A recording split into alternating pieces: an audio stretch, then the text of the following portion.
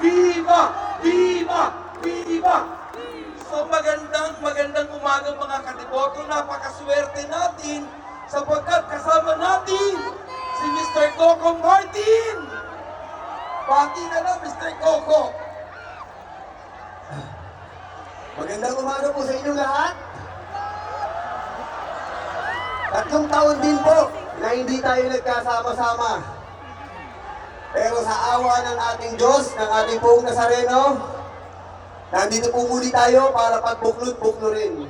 Kaya maraming salamat sa Himala. Dahil ngayon magkakasama muli tayo, nakaraos tayo sa pandemya, buhay, malakas, at masaya.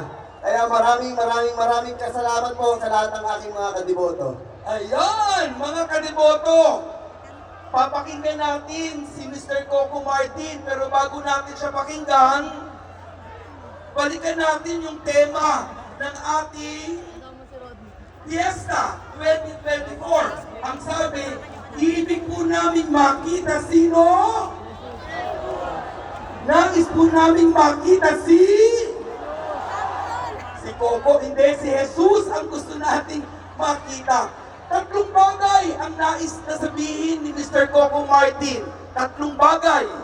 Una, ang sabi nga ng ating sa misa kanina, unang-una ang sabi, Mr. Coco Martin sabi unang-una, paano mo hinanap ang ating Panginoong Jesus?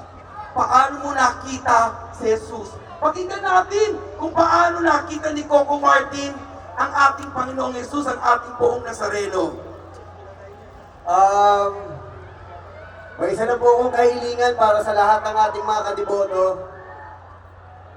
Humingi lang po ako ng konting katahimikan. Alam niyo po, nung araw, bata pa lang po ako. Lagi na po ako dito sa Luneta noon, natatandaan ko pa. Dahil po sa El Shaddai. Bata pa lang po ako, hinulman ako ng aking mga magulang at ang aking lola upang magkaroon ng pananampalataya at takot sa Diyos. Pinakilala sa akin ng aking lola, ang Poong Nazareno. Kaya nung bata pa lang po ako, lagi na po ako nagsisimba sa Quiapo Church. Lagi ko tinitignan ng aking lola dahil siya lang po ang kinakapitan namin ng buong pamilya namin kapag nagkakaroon po kami ng problema, ng mga pangangailangan. Siya lang po ang laging dinadasalan namin ng buong pamilya namin. Kaya nung lumaki po ako, ang Poong Nazareno po ang aking naging gabay. Siya po ang laging takbuhan ko kapag meron po akong mga problema, kapag meron po akong hinihiling, kapag meron po akong pinagdadaanan sa buhay, lalo na po pag may problema kami sa aming pamilya. Isa rin po akong ordinaryo tao. Dati, nandyan lang din po ako sa harapan, nanonood sa mga taong nagpapatotoo. Hanggang dumating ang pagkakataon na sa aking buhay, lagi ako nagtatanong, ano ba ang maaaring mangyari sa akin? Ano bang oportunidad ang hinaharap ko?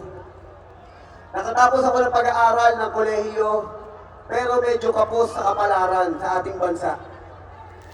Lagi ako nagdadasal sa Quiapo Church at sinasabi ko na sana dumating ang araw, bigyan lang ako ng pagkakataon, bigyan lang ako ng trabaho, kahit ano, yung regular, yung mabubuhay ko ang aking pamilya. Yun lang po ang lagi kong dinarasal.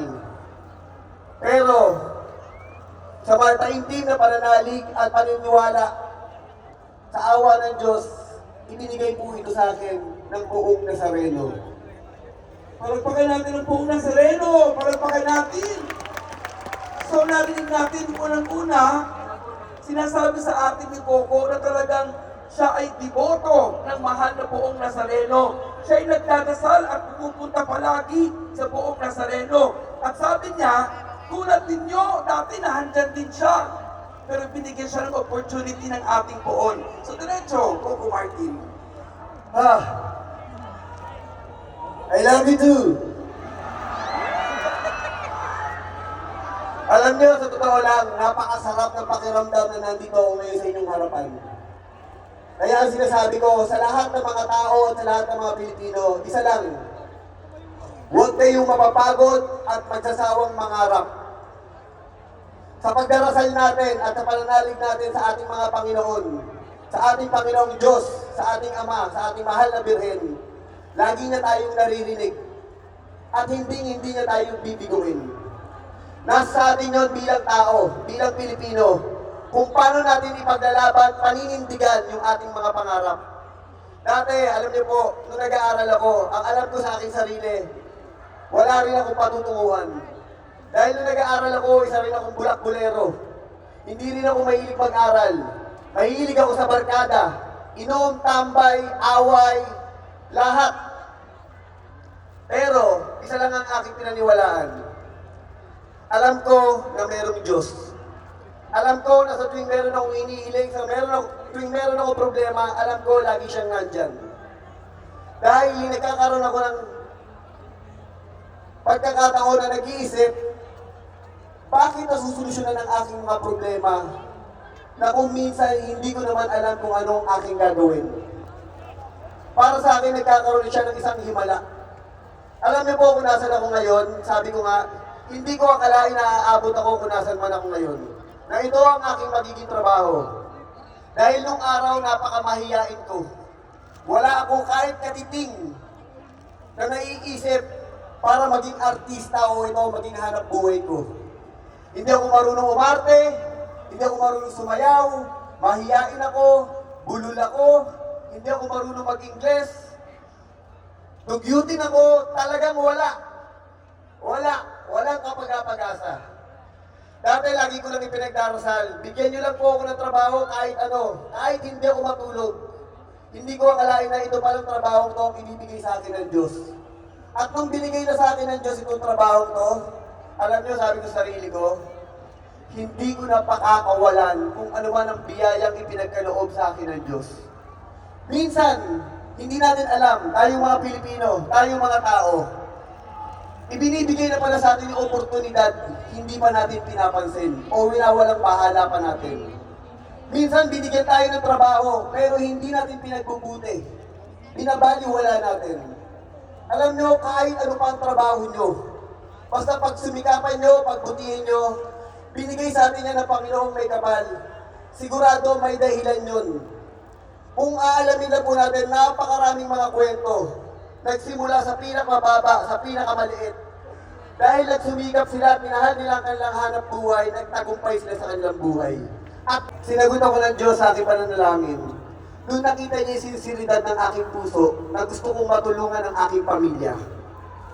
Pangalawa, doon nakita siguro ng Diyos na gusto kong makita niya na tinutulungan ko ang aking mga kamag-anak, ang aking mga kaibigan, ang aking mga nasasakupan sa aming lugar.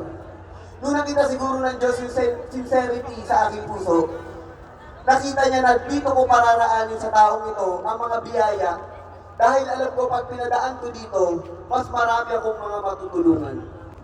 Nung binigyan niya ako ng hanap buhay ng pagiging artista, sinabi ko sa sarili ko na ngayon, ayos na ako. Natupad ko na ang aking mga pangarap. Nagkaroon ako ng maayos na tahanan, ng mga sasakyan, ng mga maliliit na negosyo. Natulungan ko na ang aking mga kapatid. Nabigyan ko na rin sila ng tahanan at hanap buhay.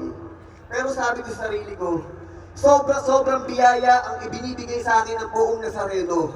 Ano ang dapat kong gawin? Doon ko naisip na hindi lang ito talento, hindi lang ito trabaho. May dahilan ng Diyos kung bakit niya ako nilagay dito.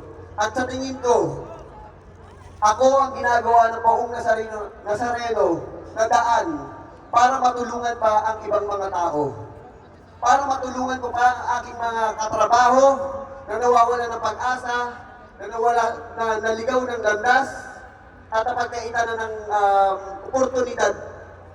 Kaya sa simpleng pamamaraan ng aking mga teleserye o ng aking mga pelikula, ginagawa ko, binibigyan ulit ng opportunity upang magkaroon ng trabaho, ng hanap buhay ang ibang tao para matulungan naman nila ang kanilang mga pamilya. Ayun.